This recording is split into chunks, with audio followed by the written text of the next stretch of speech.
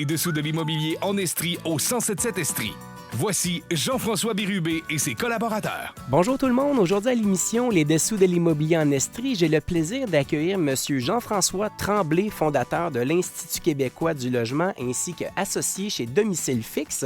Et sans plus tarder, nous allons débuter l'émission avec M. Georges Bardagy, courtier immobilier, Remax du quartier GB. Bonjour Georges, comment ça va? Ben, ça va bien, Jean-François. Équipe Bardagy. Équipe Bardagy. Écoute, là, présentement, on est une agence, c'est Remax du quartier GB. Oui. Puis là, on voit que l'équipe, ça a été on était les pionniers, des créateurs d'équipe. Oui. Je pense que toi aussi, Oui. dans Fin dans des ta années région, à 90, Sherbrooke. hein?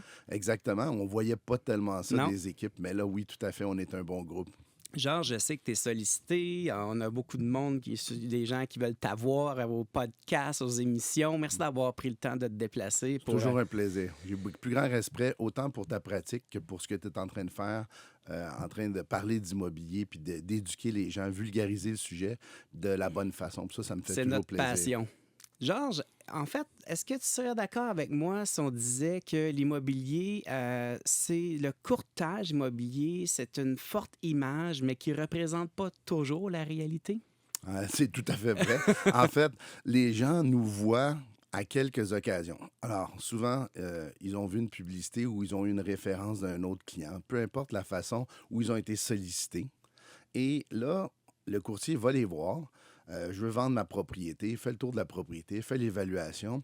Quelques jours après, peut-être qu'ils décident qu'ils vont faire affaire ensemble. Ils signent un contrat. On les voit lors de quelques visites, lors des négos, puis empocher le chèque chez le notaire. Ouais. Fait que, ça, c'est à peu près 4-5 étapes, mais il y a 157 tâches qu'un courtier qu'on a répertorié fait de façon hebdomadaire que le client ne voit jamais. C'est pour Parce ça que qu'on a le toujours diable est l'impression- dans les détails. hein? le diable est dans les détails, la réglementation, la conformité, les documents à collecter, les vérifications à faire, les communications, les visites, l'accessibilité.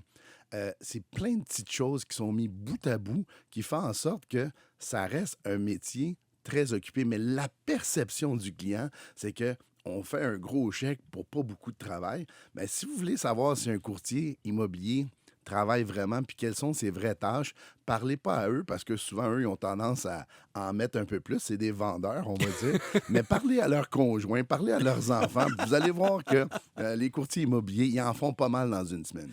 Et même parfois, parler à leur comptable, puis ils vont vous dire qu'il en reste peut-être un peu moins qu'on peut s'imaginer. Ça, c'est une autre chose que les gens ne connaissent pas, c'est les dépenses. Ouais. On pense que les courtiers immobiliers, si, mettons, ils ont un contrat à expirer, qu'ils n'ont juste pas fait d'argent. Non. La vérité, c'est qu'ils en ont perdu. Exact. Parce que les pancartes, ça coûte de l'argent. Les loyers des bureaux coûtent de l'argent. Les assurances, les permis, toutes les publicités, le staff lorsqu'on en a, donc les gens qui travaillent dans l'administration, tout ça, c'est un payroll quotidien. On a des coûts fixes. Et quand on ne fait pas de sous, ben, on ne fait pas juste pas en faire, on en perd. Exact. Écoute, Georges, on te voit en fait partout. Tu as une belle organisation. Vous êtes environ combien? On est une cinquantaine de personnes. Ouais. On a, je dirais, l'équipe en Amérique du Nord qui a le plus de personnel administratif par courtier. OK. Presque un pour un. OK. Oui, parce que dans ma vision des choses, mon modèle d'affaires, d'abord, quand j'ai commencé, j'étais tout seul. Après ça, j'ai travaillé à deux. Après ça, j'ai retravaillé tout seul. Puis là, à un moment donné, je ne voyais pas mes enfants grandir parce que je travaillais 7 jours par semaine, 80 heures par semaine en habit-cravate. Dans un temps, si on se souvient, les années 90, c'était comme la récession. Donc, Ouais. on n'est pas dans le même marché puis on ne fait pas les mêmes revenus que maintenant. Puis à un moment donné, je me suis aperçu que il n'y avait pas d'équilibre puis que ça n'avait pas de bon sens. Je ne pouvais pas être partout en même temps. Fait qu'à un moment donné, j'ai engagé une première personne qui était courtière puis qui était aussi adjointe. Puis à deux, ça a été la lune de miel pendant 3 mois. Tout était le parfait bonheur. Elle faisait plein de tâches que j'avais pas le temps de faire. Puis moi qui avais de l'ambition, mais j'allais chercher d'autres contrats, de sorte qu'après 3 mois, les deux ont tombé dans le jus complètement. On a engagé une troisième. Donc, les gens disent « Ah, Georges, tu as une grosse équipe. » La vérité, c'est que j'ai jamais voulu avoir une grosse équipe. J'ai toujours voulu avoir une équipe assez grande pour servir mes clients avec la même efficacité que quand j'étais tout seul. C'est ça, c'est ça la motivation Ouais. d'avoir une équipe. La seule bonne raison valable d'avoir une équipe pour un courtier, c'est quand on a trop de clients parce qu'on fait une bonne job, on a une bonne réputation, on donne un bon service, on vend bien, on accompagne bien, les gens nous réfèrent, puis là, la business grossit, puis là, à un moment donné, tu vas en échapper. Je me souviens d'un soir, un mercredi, je reçois 3 promesses d'achat sur 3 maisons différentes. Fait que je mets un rendez-vous de négociation à 6 heures. Là, c'est dans le temps qu'il n'y a pas de signature électronique, puis de FaceTime, puis de Mais Zoom. il y a quand là. même du trafic. Il y a du trafic. Mais là, un rendez-vous à 6 heures, un à 7h30, puis une négo à 9 heures. Fait que là, une bonne soirée de travail bien remplie à négocier back and forth. Puis là, je reçois 10 demandes de visite sur d'autres maisons. Puis je suis obligé de tout leur dire non. Puis là, les coursiers me criaient après, hey, mon client s'en va à Toronto, il faut qu'il voie la maison aujourd'hui. On n'a pas accessibilité. Puis là, j'ai raccroché au dernier, puis j'ai dit, ça n'a pas d'allure. Moi, je suis en train de promettre à mes clients qu'à cause de notre visibilité, notre marketing, on va avoir plein de clients, on va attirer plein d'acheteurs sur leur propriété. Puis parce que moi, Georges, physiquement, je n'étais pas disponible, les visites n'avaient pas lieu. C'était vraiment contre-productif. Puis c'est là on s'est mis à réinventer la façon de faire. Puis je me souviens que toi, avec ton partenaire Jean-François, on regardait comment faire mieux, comment on peut réorganiser l'immobilier. Bien, ça n'a pas d'allure, tu sais. Et c'est comme ça qu'est né dont les premières équipes au Québec, c'est d'avoir une première adjointe qui nous permet de faire des tâches qui n'ont pas nécessairement besoin d'être faites par nous. En fait, à la vérité, sont mieux faites par eux que par nous maintenant. Et là, au bénéfice du client. Puis les gens confondent grosse équipe avec service personnalisé. On a un service très personnalisé parce on n'a pas le choix de toute façon. On n'a pas le choix, mais il y a toujours 1 ou 2 courtiers de l'équipe qui sont responsables de chaque dossier. Puis dans ce dossier-là, personne dans l'équipe a accès aux informations sensibles parce qu'on fonctionne comme une agence. La loi, elle est sévère là-dessus. Oui, mais moi, ça fait déjà longtemps. Ça fait, vois-tu, regarde, ça fait 35 ans que je fais de l'immobilier. Ça fait 23 ans que je ne me suis pas occupé d'aucun acheteur. Exact. J'avais déjà compris à un jeune âge que tu peux être en conflit d'intérêts. La vendeur t'engage pour la vendre le plus cher possible, puis l'acheteur veut exactement le contraire. Fait qui t'aime plus? T'aimes-tu plus le vendeur qui te fait confiance ou l'acheteur qui te promet une autre maison à vendre? Exact. Alors là, moi, j'ai compris ça. Fait que moi, à un jeune âge, j'ai décidé que c'était pas le cas. Puis maintenant, depuis juin 2022, c'est le cas pour tout le monde au Québec. On peut pas représenter l'acheteur et le vendeur dans la même transaction. Georges, je t'écoute parler. Maintenant, on veut avoir, tu me dis que tu as quasiment une adjointe ou un adjoint pour un courtier sur le terrain. Là, on va mettre de quoi au clair. Généralement, des bons courtiers immobiliers, c'est des gens de caractère. Oui. Hein? OK? C'est des gens qui vont être déterminés, qui vont prendre leur place. L'harmonie à travers tout ça, c'est un enjeu, hein? Bien, c'est un enjeu. Ça dépend du leader.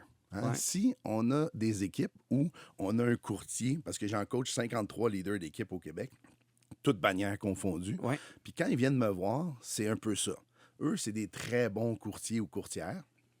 Ils ont accumulé un grand chiffre d'affaires. Là, ils sont débordés. Ils sont pas capables d'en profiter de la vie. Pas loin ils ont des problèmes de santé, burn-out et compagnie. Puis là, il dit, Georges, j'ai dit, comment je fais? Il dit, pourtant, j'engage du monde, mais il reste pas. Mais j'ai dit, qu'est-ce que tu fais? Et souvent, les leaders, ils gardent des très bons leads, les maisons les plus chères, les meilleurs clients, les plus gentils, puis ils donnent les miettes au reste de l'équipe. Mais ça, c'est sûr que c'est un scénario catastrophe. Ça veut dire que tu peux pas t'attendre à ce que les gens restent. Donc, moi, je pense qu'une relation leader coéquipier, donc que ce soit courtier ou staff, il faut que ce soit toujours win-win. Il faut que ce soit une forme de partenariat. Un genre de partenariat, c'est-à-dire, moi, je ne paierai pas quelqu'un à rien faire, puis eux, ils ne vont pas rester dans l'équipe pour mes beaux yeux. Exact. Il faut que ça soit win-win. Puis ça, cette recherche-là, entière, puis ça fait partie de nos valeurs. Nos valeurs, c'est compétence, intégrité, puis bienveillance. Mais ça, c'est pas pour faire cute dans la présentation. Pas marketing. Là. C'est juste, ça, c'est avec tout ce qu'on fait. Nos partenaires, donc nos fournisseurs de services, notre staff, nos courtiers puis nos clients, c'est les mêmes valeurs pour tout le monde. Fait que si on a ces valeurs-là, on veut que nos courtiers dans l'équipe réussissent. J'ai des courtiers qui sont avec moi depuis 21 ans. Il y en a qui ça fait 18 ans, 16 ans, 14 ans. Puis ça, là, c'est des très bons courtiers parce que dans ma tête à moi, l'équipe Bardagie, ou en tout cas l'agence Remax du quartier GB, c'est un peu comme un bureau, un cabinet d'avocats. Exact. Tu vois, Stikeman Elliott, Norton Rose, c'est des grands Faskin, c'est des name partners. En dessous d'eux, on sait qu'il y a d'excellents avocats ou comptables dans un cabinet de comptables qui travaillent et puis on ne met pas en question ce modèle d'affaires-là. On voit que ça fonctionne très bien. Moi, j'ai voulu créer la même chose. Donc, dans mon équipe, ce pas des adjoints. Les courtiers qui travaillent dans l'équipe, c'est des gens qui sont des excellents courtiers, mais eux autres ne veulent rien savoir d'engager du staff ou dealer avec le site web ou compétitionner ou développer présentement des outils d'intelligence artificielle. On est Eux autres, là-dedans. là, ce qu'ils veulent, c'est faire des deals, veulent Exact. faire des transactions. Puis nous, on les place dans cette situation-là pour gagner en ayant beaucoup de staff. Mais là, ce qu'il y a moins faire, qui est souvent la paperasse, Ouais. préparer les fiches techniques, la publicité, tout ça, c'est pris en charge par l'administration. Donc, il y a un support légal, un support marketing, un support mentorat, parce que nous, ça fait quand même 35 ans, on a quand même Ouais. des choses à montrer à ces courtiers-là. Et puis, maintenant, je peux vous dire que quand les gens disent « Ah, c'est avec toi, Georges, je veux faire affaire. » Mais écoutez, j'en fais de moins en moins de Ouais. transactions. Je vais vous mettre dans les bons soins de Marc ou de Karine. Mais là, au début, ils sont un peu réticents. Puis 2 semaines après, je les croise en salle de conférence. Ils ne veulent plus rien savoir de moi. Ils sont Exact. bien heureux. Puis en même temps, avec ce Georges, tu dis courtier-là. ça, les gens veulent nous voir, mais on a toujours un peu les mains dedans, dans le sens que dès que les courtiers sont sur le terrain, qui ont besoin, tu sais, nous, on fait beaucoup de brainstorming, comment on pourrait avancer, c'est quoi ta perception? Oui. Puis parfois, hein, quand les courtiers sont vraiment concentrés dans une transaction, d'avoir une opinion externe pour dire, ben, peut-être que tu devrais l'orienter de cette façon-là, Oui. c'est un travail d'équipe. Mais nous, ils viennent au bureau. Fait Ouais. qu'ils sont là. Il y a un problème d'une transaction. Ils se lèvent la tête. Puis là, tu as 30 personnes autour de toi qui peuvent te donner un coup de main, dont des gens extrêmement seniors. Puis, dans une équipe, ils voient plus de 750 transactions dans une année. Un courtier normal, là, ça va y prendre 15 ans avant Exactement. d'avoir accès à Ouais. 750. Puis 750 transactions, c'est 750 problèmes, 750 solutions. Et ça, c'est de l'apprentissage à vitesse grand V. Essentiellement, on est là pour régler des problèmes, amener les solutions. Exactement. Georges Bardagy, je te coupe le temps d'une pause publicitaire. On se retrouve dans quelques instants. Ça marche, merci. Merci. Les dessous de l'immobilier en Estrie, au 1077, en direct ou sur demande avec l'application Cogeco Média. Alors, nous sommes de retour avec M. Georges Bardagy. Georges, merci d'être là. Ça fait plaisir, Jean-François. Bon, Georges, avant la pause publicitaire, j'étais curieux, puis je sais que les gens sont curieux de savoir au quotidien. Georges, fais quoi? Comment une semaine de travail pour toi, là, c'est quoi réellement? C'est tellement varié, Jean-François, t'as même pas idée. Lundi, pendant 2h30, je suis dans une cuisine avec un couple qui veut vendre sa maison, qui ne sait pas par où commencer. Puis là, je suis en train de les éduquer de A à Z sur le processus. Bien sûr, je suis accompagné d'un de mes courtiers pour, justement, partager nos connaissances, puis aussi donner un meilleur service à ce client-là. Ben ça, c'est dans la journée de lundi.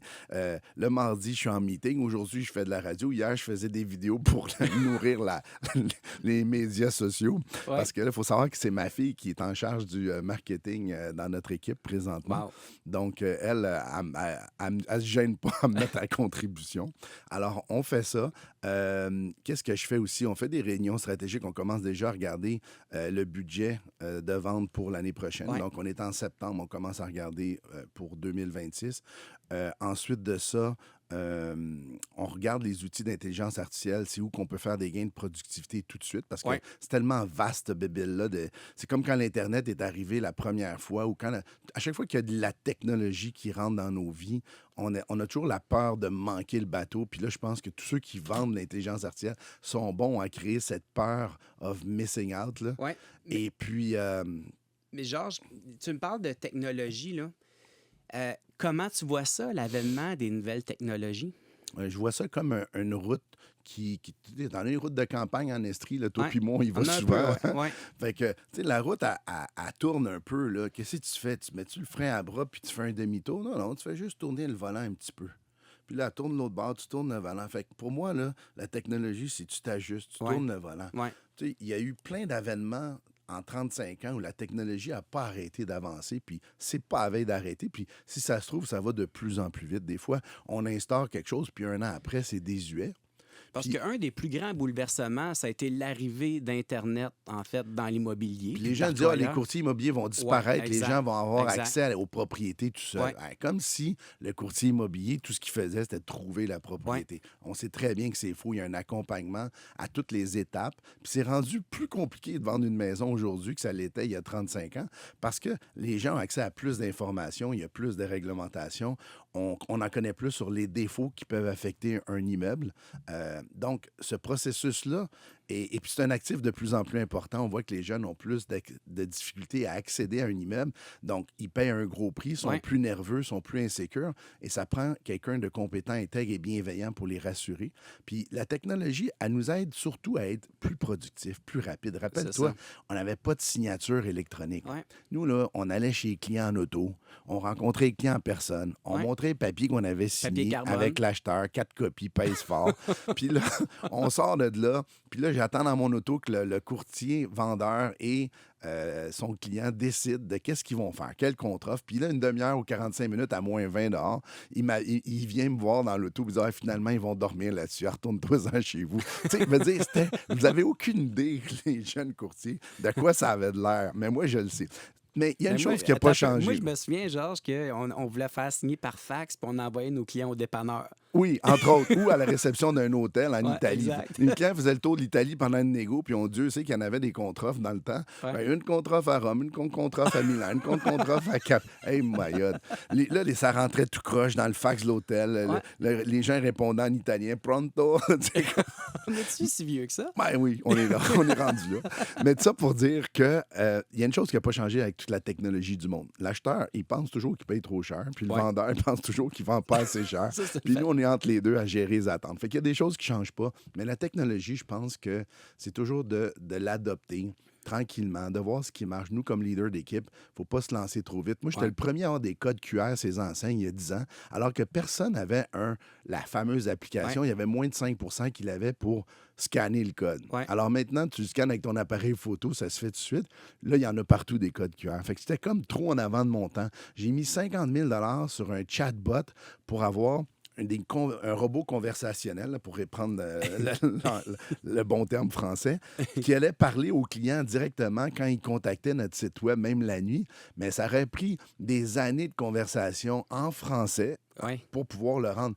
Et puis là, j'étais bien trop en avant de mon temps. Maintenant, c'est comme disponible pour presque rien. Donc, je pense qu'il faut juste être... C'est pas parce que c'est vieux que c'est bon, puis pas parce que c'est nouveau que c'est bon. Ça prend du jugement. Ouais. Puis il y a encore de l'argent à faire dans la décroissance. On regarde les flyers, les fameux, la publi postale. Ouais. Là, il y a des gens qui m'écrivent « Georges, c'est de la pollution, t'as pas d'affaires. As-tu d'autres moyens? Je peux pas croire qu'en 2025, on fait encore des publi postales. » Je suis parfait. Je dis « Donnez-moi un moyen de rejoindre 95 % des gens qui habitent en telle rue puis telle rue sur le numérique, puis je lâche les flyers. Il n'y en a pas. Exactement. Même les journaux de quartier, c'est curieux de dire, mais il y a des personnes qui sont souvent un peu plus âgées qui prennent l'habitude ou qui gardent cette habitude de lire les journaux de quartier. Puis moi, vous dire, des fois, je suis allé dans des quartiers où on n'était pas présent, puis ils ne voyaient pas notre pub dans le journal de quartier parce que moi, je me disais, on n'est plus rendu là. Puis la vérité, c'est que j'ai perdu des contrats à cause de ça. Donc, il faut faire attention. Il faut adopter une nouvelle technologie. Et tu vois, Georges, je parle de ça, c'est intéressant parce que nous, à Sherbrooke, il n'y a aucun journal existant. À Magog, on a le Reflet. Oui. Puis, fut une époque, là, on avait les revues immobilières, là, puis on se démarquait par le volume de pages qu'on pouvait acheter. Évidemment, on avait beaucoup de listings à afficher dans les journaux, les revues. Donc, c'était peut-être un peu plus facile de démontrer de façon naturelle qu'on dominait un peu d'une certaine façon nos marchés respectifs. Tout à fait. Par contre, maintenant, contrairement à nous quand on était jeunes, nous, il fallait qu'on bûche pour aller chercher de l'inventaire pour pouvoir le montrer puis payer des pages dans ces fameux. Aujourd'hui, avec les médias sociaux, les jeunes courtiers sont capables d'avoir accès à un grand auditoire. Donc ça, c'est d'autres moyens technologiques qui sont maintenant disponibles. La seule chose qui m'inquiète là-dedans, Georges, moi, parfois, c'est l'image, que je reviens à notre introduction. L'image, parfois, elle est plus forte. Une image forte ne veut pas nécessairement dire que c'est de la compétence, puis que ce soit dans le domaine de l'immobilier ou n'importe où ailleurs. Il faut quand même être prudent avec tout ça. Tout à fait. L'image, puis aussi l'humilité. À un moment donné, j'ai comme l'impression, nous, on est très connus, on met nos faces partout, nos pancartes, etc. C'est sûr qu'on n'est pas des agents secrets, on est des agents immobiliers. Fait qu'à quelque part, on dit courtier immobilier maintenant, mais quand j'ai commencé, c'était agent immobilier. Puis, il ne faut pas confondre ça. La mission que les clients nous confient est plus importante que nous autres mêmes. Puis, je pense que des fois, là, la ligne est faible. Moi, là, je suis content que les gens nous reconnaissent, qu'ils fassent appel à nos services, qu'ils nous réfèrent à des parents, collègues, amis, voisins. Mais la vérité, c'est que moi, je suis là pour les accompagner, puis c'est leur actif immobilier qui est en jeu. C'est un stress important à vendre une propriété. Pour le client, c'est un stress parce que le stress vient que ils ne connaissent pas le processus où on est rendu aujourd'hui. Ça fait Ouais. peut-être 25 ans Ouais. qu'ils n'ont pas transigé une propriété immobilière, puis ça a beaucoup évolué. Le stress, alors notre rôle comme courtier, c'est de les éduquer sur le processus, de vulgariser le processus. Puis là, le stress, il descend. C'est pas de leur dire quoi faire, c'est de les éduquer. C'est Exactement. tellement différent. Une bonne relation courtier-client. Le courtier donne des conseils, puis le client prend une décision. Exactement. Pas le courtier prend une décision pour le client. Exact. Puis il ne faut pas escamoter. Souvent, les courtiers, ils veulent aller vite. Ils ont un autre client qui les attend. Ils sont toujours dans la vitesse, la production. Mais la vérité, c'est que personne n'a devant toi. C'est pour ça que moi, ça me prend plus de temps rencontrer un client des fois que d'autres courtiers dans la compétition, ce que j'observe. Parce que je rencontre, des fois, les clients font venir 3 courtiers. Ouais. Puis moi, j'ai pris 1h30, 2 heures avec eux, alors que l'autre, en une demi-heure, il avait dit ça vaut autant, puis voici la commission, puis j'attends de vos nouvelles. J'explique le processus, j'explique le staging, j'explique le processus légal, le notaire, les intervenants, l'inspecteur, ça fait quoi, l'arpenteur, géomètre, comment ça va se passer pendant les visites. Tu sais, c'est aussi niaiseux que ça. Exactement. Et puis, je pense, et les comptes rendus puis les suivis qui sont très importants. Donc, ça, je pense que c'est très important puis c'est rassurant pour le client. C'est ça qu'il veut. En fait, c'est qu'on doit toujours mettre la priorité. C'est notre client, c'est le centre, dans le fond, En fait, s'il n'y a pas de client, il n'y a pas d'organisation. Il n'y a pas d'organisation. Puis nous, là, on ne vend pas de maison. Je vous le dis tout de suite là, à tout le monde. Là. Tellement raison. Moi, là, la seule maison que j'ai vendue, c'est la mienne. OK? Ouais. Les autres, là, j'ai accompagné des gens dans le processus d'acheter, puis je les ai accompagnés dans le processus de vendre. Tout le reste, là, c'est pas ma maison. Je leur ai donné un service qui a fait qu'ils ont pu bien vendre au meilleur prix possible, au meilleur terme pour eux, puis en toute paix d'esprit, selon les règles de l'art, comme on disait dans le temps. Exact. Et puis, même chose pour l'achat. C'est ça qu'on fait, nous autres. Georges Bardagy, tellement inspirant de t'entendre. J'espère qu'on va avoir la chance de te garder longtemps dans le marché immobilier. Tu inspires beaucoup de jeunes. On voit beaucoup de jeunes maintenant aussi qui se lancent dans cette profession-là. C'est encourageant. On voyait pas ça. Quand j'étais jeune, j'ai dit, mon père était médecin, il avait honte que je sois courtier immobilier. J'ai dit, calme-toi, pas. Je dis, après la santé, ce qui est plus important chez les gens, c'est leur argent, puis ce qui a plus de valeur, c'est leur actif immobilier. Fait que je l'ai, tu vas voir, en disant, je vais changer la profession. Tu sais, à 23 ans, j'étais pas mal utopique, là. Idéaliste, on va dire. Puis là, aujourd'hui, au début, j'allais voir des clients, ils disent, Bardagy, on voit pas ça souvent. Tu sais, il dit, mon père, ton père, es-tu médecin? Je dis, oh, oui, j'étais trop content de faire le lien de confiance. Là, c'était le contraire dans les dernières années. Les gens, ils rentraient dans son cabinet de médecin. C'est vous le père à Georges, on voit son nom tout partout. Là, il était vraiment fier. Tout ça pour dire qu'on peut faire ce travail-là avec les. C'est vrai que c'est jeune comme profession, courtier immobilier. Puis on voyait pas de jeunes universitaires faire carrière en courtage immobilier. Puis là, on en voit de plus en plus. Puis je pense que toi, moi et beaucoup d'autres comme nous Ouais. ont instauré ce climat de confiance puis le goût de faire cette profession-là pour les bonnes raisons. J'ai un client qui m'a dit une fois, tu peux bien gagner ta vie à vendre des hot dogs à condition de faire le meilleur hot dog au monde. Effectivement. Je suis entièrement d'accord avec ça. Georges, je te souhaite vraiment un bel avant-midi. Merci encore une fois d'avoir accepté. Ça me fait plaisir. Merci. Bonjour à tous. Vous aimez l'émission? Vous avez des commentaires, des suggestions? Écrivez-moi à imo.estri@cogecomedia.com. Je prendrai le temps de lire vos courriels, d'y répondre et certainement amener les sujets. Alors, imo.estri@cogecomedia.com.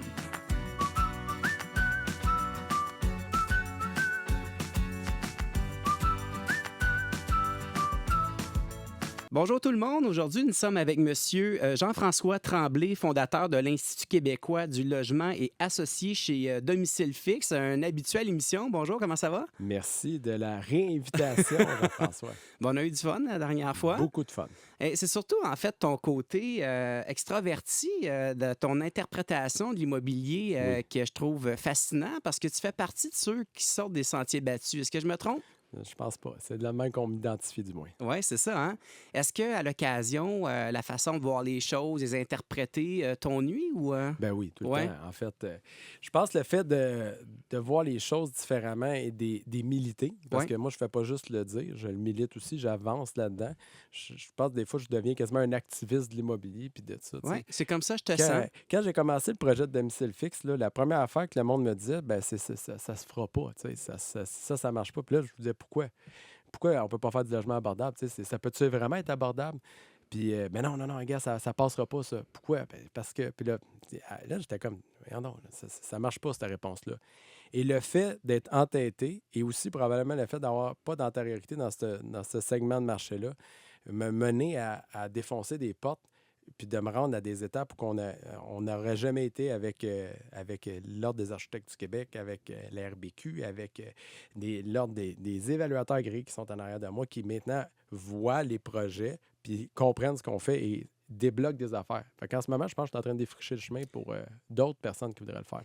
Est-ce que je me trompe, Jean-François, ou on est peut-être... oui, crise du logement, mais j'aimerais quasiment dire que c'est une crise du prix du logement actuellement. C'est une tempête d'abordabilité. C'est ça, Le Québec est rentré dans un mur, puis ce mur-là, il s'appelait l'abordabilité. Ça s'est arrêté frette sec. Ouais. Il y a eu une cassure qui s'est faite, puis on a vu la classe moyenne s'effriter. Ouais. Puis plus que ça l'a avancé, plus qu'aujourd'hui, les logements deviennent inaccessibles. On parlait tantôt avec les gens ici à l'entrée, payent un 4,5 à Brossard à 2300, 2400 $. Évidemment que maintenant, ça veut dire que cette personne-là, en loyer, par année, doit faire 30 000 $ avant impôt. Ça, c'est juste le montant pour se loger. Tu n'as pas mangé, tu t'es pas déplacé, puis tu n'as pas fait de loisirs là-dedans. La classe moyenne, aujourd'hui, devient de plus en plus mince, puis on se polarise des deux bords. Elle s'appauvrit. Maintenant, il y a aussi il y a une part de responsabilité des gouvernements, mais il y a aussi une part de responsabilité des constructeurs d'être capables de construire des choses qui sont adaptées aux besoins des gens puis aux réalités 2025. Est-ce que c'est faisable? C'est très faisable, mais il y a de la friction. Ouais. Tu as de la friction. N'importe quand tu fais un changement, OK? Ça dérange, ça crée de l'inconfort. Puis moi, je l'ai vécu, là. Ça vu, moi, je travaille, là, je commence à m'appeler de terre probablement à la fin du mois d'octobre, là. Ça a été une crise de belle ride, mais ça a été de la friction, là. Parce que il n'y a personne qui avait fait ça. Tu penses que ça dérange? Je pense que, ultimement, chaque intervenant que tu lui demandes de réfléchir outside of the box, nécessairement se sent dans une situation interne où il peut se dire il veut le faire, mais en dedans lui, il se dit si j'échoue, il a peur du rejet de dire hey, Chris, j'ai échoué. Mais moi, dans mon cas à moi, je laissais la pleine opportunité d'échouer. Je me disais, regarde, ça va coûter ce que ça va coûter, mais il faut le faire. Là, on a besoin, tout le monde, là, de s'asseoir à la table. Puis, oubliez comment vous êtes payé d'habitude. On va vous payer toutes les heures, tout le travail va être fait, puis ça se peut qu'on n'y arrive pas. Mais si on y arrive, on va réussir. Puis là, on a réussi. C'est ça qu'on a fait. Là, on parle du gouvernement provincial, fédéral, mais les municipalités doivent emboîter le pas. Oui. Pour être capable d'avoir, évidemment, du logement abordable. À un certain moment donné, les promoteurs doivent donner un coup de main aussi pour le développement parce que tout le monde doit mettre la main à la pâte, finalement. Bien, en ce moment, je ne sais pas quand ce podcast-là ou cette émission-là va sortir, là, mais on s'entend que là, peut-être que les élections vont être à venir ou vont être passées, dépendant. Chose sûre, les municipalités et les candidats en ce moment, ils vont de promesses et d'exécution, mais je pense, et le flair que j'ai, c'est que tout le monde en ce moment est en mode exécution pour le prochain mandat. Ceci étant dit, les villes ont un pouvoir et une responsabilité de choisir.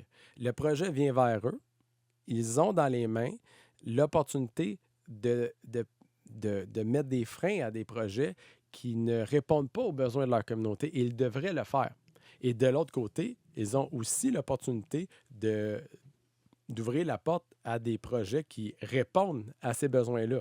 Puis ça, c'est une nouvelle réflexion que les municipalités commencent à aborder. Parce qu'ils se rendent compte qu'à Mané, ce n'est pas parce qu'un terrain est zoné pour faire 6 logements, tu peux mettre 6 petites unités, tu peux mettre 6 moyennes unités, puis tu peux mettre 6 grandes unités. L'important, c'est de savoir qu'est-ce que la communauté a besoin. Fait que si tu réponds aux besoins, tu vas probablement éviter qu'une personne prenne un logement inadéquat et que ça prenne la place à un autre. Puis ça s'appelle l'ascenseur social. Puis en ce moment, elle était bloquée parce que depuis les 20 dernières années au Québec, ce qu'on a bâti, c'est des fucking 4,5 de 1000 pieds carrés avec 2 chambres. C'est ça qui est arrivé. Écoute, moi, là, tu sais, je t'écoute parler. Moi, je fais partie de ceux qui sont quand même sceptiques sur le fait que peu importe qui va être mis au pouvoir, tu arrives dans un système qui est imbriqué Puis là, on n'est pas dans le jugement. Là. On parle la réalité. Là, les syndicats sont là, les hauts fonctionnaires. Il y a des décisions qui ont été prises par les anciens partis politiques.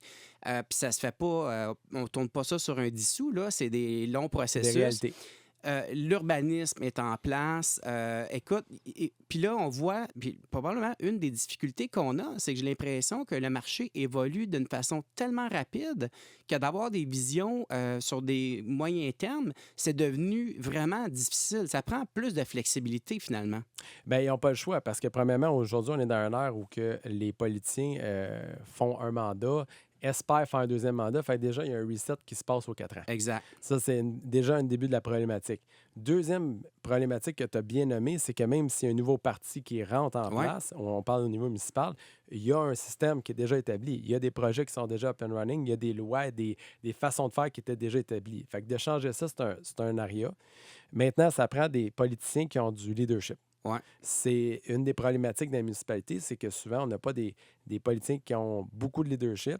Là, en 2026, on va être obligé d'avoir des gars ou des femmes qui ont un leadership positif, qui sont capables de faire avancer des projets. Puis là, quand on parle de projet, là, Jeff, on ne parle pas juste de projet immobilier. Tu sais, nous autres, des fois, on se retranche à dire les infrastructures, là, ils ne sont pas capables de supporter les projets.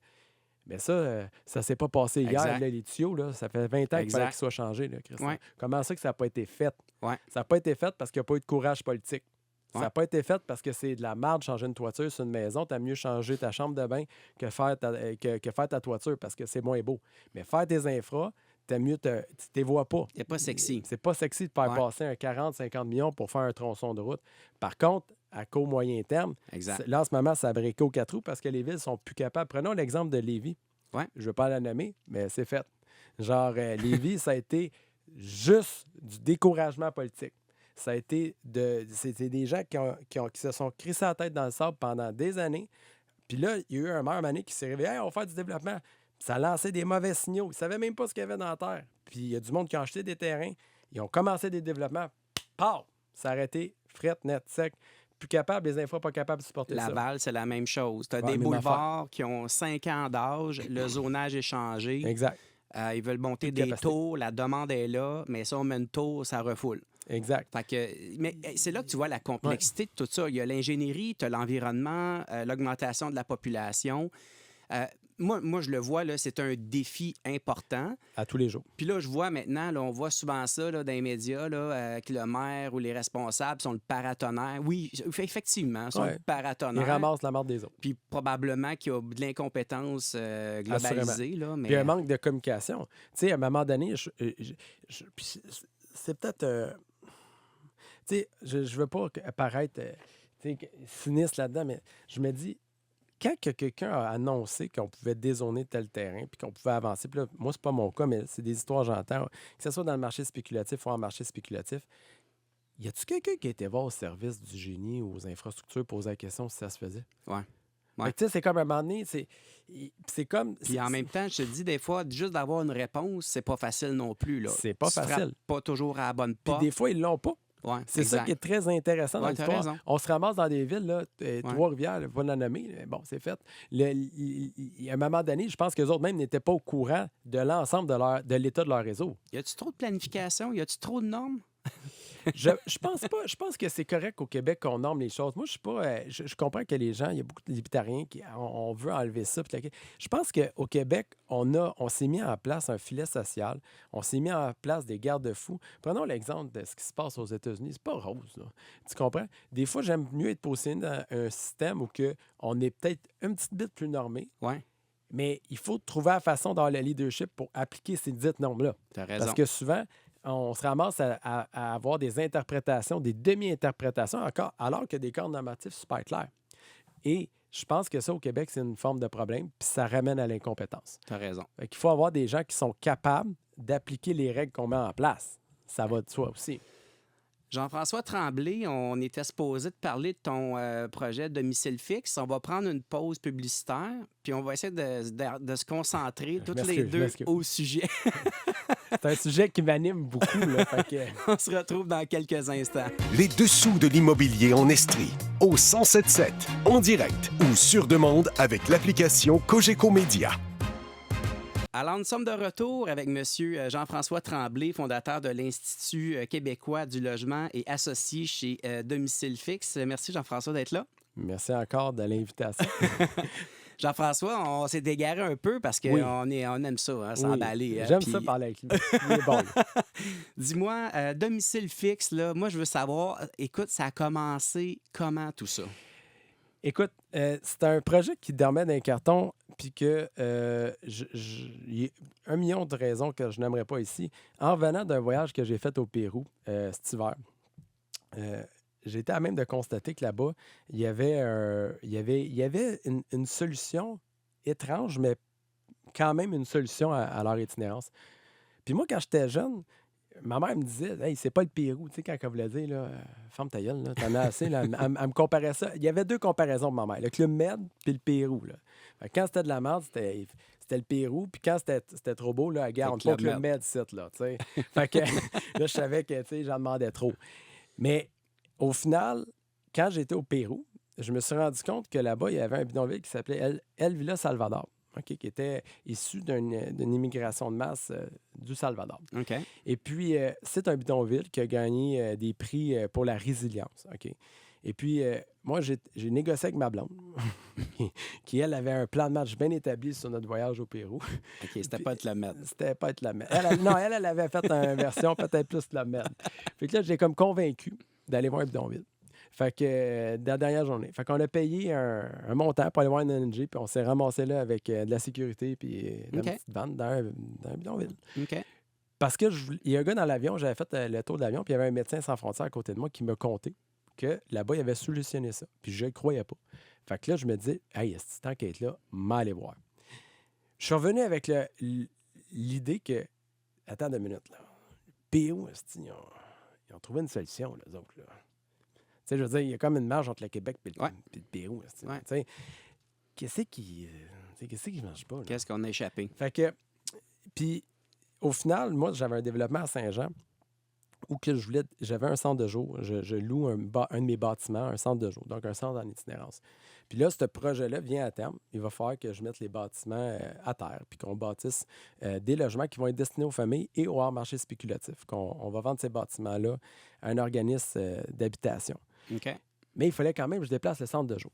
Fait que c'est là qu'est venue l'idée de créer, de trouver une solution. En fait, c'est la solution qui est émergée. C'est de dire, hey, je ne peux pas être la personne, je ne veux pas les laisser en plan. Il faut que je trouve une idée. Puis là, c'est là que je me suis mis à travailler, à dire, peut-être que ça devrait être ça, que le privé puisse enlever les irritants que les gens qui tentent de faire du hors-marché spéculatif, ça soit ça la solution. C'est quoi les irritants? C'est leur défi de construction, leur défi de financement, leur défi de mise de fonds.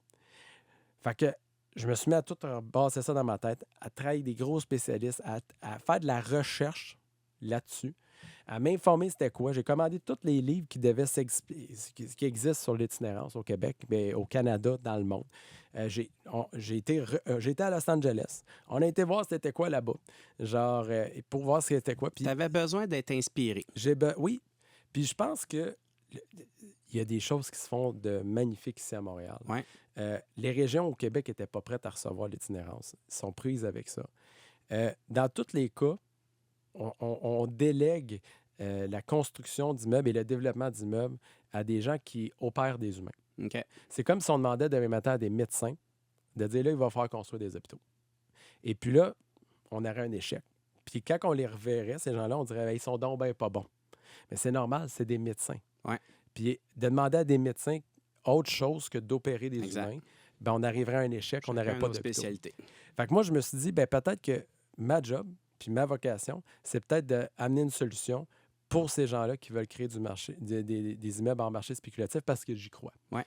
Fait que Domicile Fixe est né d'une intention de régler quelque chose, de faire partie du moins d'un mouvement. Oui, exact. Ouais. De dire, parce que faire des choses, faire de l'argent, Mané, ça n'a pas de but. Puis à Mané, tu finis par t'épuiser. Ouais. Puis moi, je t'ai rendu à la place dans ma vie, là, à l'aube de la quarantaine, je cherchais un petit peu. Tu m'en vas où? M'en va où? Il me reste... je t'ai rendu à peut-être, je ne dis pas à moitié de ma vie, là, mais tu sais, peut-être. Peut-être. À la vitesse que je vois là, peut-être. OK. Mais peut-être que je suis rendu là, tu sais, comment je veux vivre les 20 prochaines années actives de travail que j'ai devant moi? où c'est que je veux mettre mon cerveau, puis où c'est que je veux mettre mon regard. Parce que les places que tu regardes, c'est là que tu vois. Ouais. Puis j'ai décidé de mettre 100% de mon énergie à cette place-là. Mais dire, si j'ai réussi à me rendre là dans l'immobilier, à faire tout ce que j'ai fait, toutes les affaires que j'ai déplacées, tout le monde que j'ai formé, toutes les personnes que j'ai impactées, peu importe les transactions immobilières que j'ai faites, si je regarde à une autre place, une place qui a un vrai problème, puis je mets la même énergie, la même vigueur, bien, peut-être je vais trouver une solution. Ouais. Puis je suis fier de dire aujourd'hui que cette solution-là est viable. Puis le premier immeuble qui va être LEED. Oui. LEED, OK. LEED, qui va être WELL. Hein, allez Donc, vous informer. LEED, là, c'est efficacité énergétique, C'est plus que 40 dans le haut du code. Là. On est économie, dépassé. dans le fond, gestion des déchets. Exactement. Du Gestion début de à la l'air. C'est-à-dire, nous autres, on a des filtres et pas dans nos systèmes d'aération. On a une gestion éco-efficace. C'est pas des thermopompes pour chaque immeuble. Dépendant du soleil et de quel bord. Dans du logement abordable. Dans du logement en grande abordabilité. OK. C'est toutes des PSL qui sont là. On a des espaces communs. On a un traitement d'eau qui vient. L'eau est dedans. Il y a de l'accès à de l'eau purifiée. OK. On a rentré des choses qu'habituellement les gens ne Avec rentrent. subvention? Moi, je ne suis pas subventionné. Non. C'est moi, je le bâtis. Ouais. Puis après ça, je le vends. Puis je leur ai montré comment faire pour se financer normalement, pour ne pas être toujours au crochet OK. de un puis de l'autre. Parce que c'est une des enjeux du marché spéculatif, c'est que c'est tout le temps un peu le saint providentiel qu'on Ouais. essaie d'avoir gouvernemental, alors qu'il y a une autonomie financière qui peut se faire à même les entreprises d'économie sociale qui font de l'habitation. OK. Puis c'est ça, il faut leur montrer comment faire, mais en même temps, il faut leur enlever aussi les irritants. Si on leur demande de développer, déjà, si on nous arrive avec des bâtisses clés en main pour leur dire c'est fait, fais juste l'acheter, passe chez le notaire déjà, on a déjà. Ouais. Si on leur demande de la bâtir, de la mettre lead, de faire ci, on se ramasse avec des hosties d'horreur. Est-ce que tu penses être en mesure d'en faire plus qu'une? Moi, en ce moment, sur ma planche à dessin, puis là, c'est pas officiel, c'est plus qu'officiel. J'ai terrain à Montréal, Ouais. on a 3 terrains à Saint-Jean, c'est 154 unités qui s'en viennent. Wow. OK? Fait que, puis le but de 2026, Ouais. c'est d'ouvrir d'autres régions. OK. Et on va aller à Québec, on va aller à Trois-Rivières, Est-ce que on va les aller à Gatineau. municipalités vous écoutent? Oui. Oui.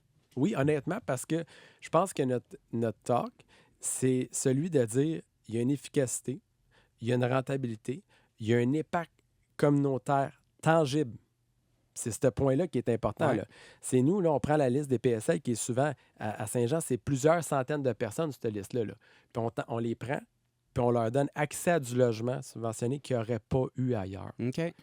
Puis du logement qui est beau, qui est durable, puis qui est très abordable pour eux autres.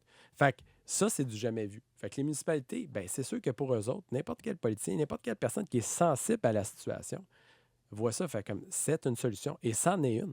Il faut y penser, il faut la travailler. Elle n'est pas parfaite. Il reste encore du Puis elle va travail à sûrement faire. être améliorée. J'imagine Elle va la phase continuellement. 2 va être... Le deuxième va être encore mieux que le C'est premier. ça, exactement. Puis j'ai la chance d'avoir à Saint-Jean une équipe municipale qui a cru au projet.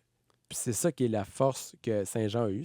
Je suis local de Saint-Jean. Ouais. A cru au projet, a mis en place les outils nécessaires pour être en mesure de dire « Hey, il faut que ça se fasse. Il Ouais. faut l'avoir. » Fait que ça prend une force de caractère, il faut être entêté, Oui. parce qu'au final, j'imagine, tout le monde essaie de te décourager. Un petit trouble d'opposition. Oui, c'est ça, hein? Ouais. Mais je pense que tu as le caractère Ouais. pour surmonter tout ça. Exact. Ouais. Petit punk. Petit Un petit punk.